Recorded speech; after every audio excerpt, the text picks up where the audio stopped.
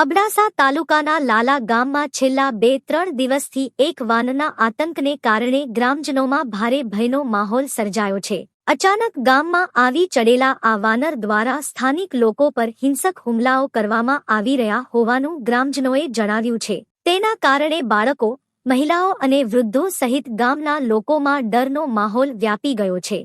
ગામલોકોના જણાવ્યા મુજબ વાનર કોઈપણ સમયે રહેણાંક વિસ્તારોમાં પહોંચી જાય છે અને લોકોને જોઈ હુમલો કરવાનો પ્રયાસ કરે છે. આ પરિસ્થિતિને કારણે અનેક લોકો જરૂરી કામ સિવાય ઘરની બહાર નીકળવાનું ટાળી રહ્યા છે.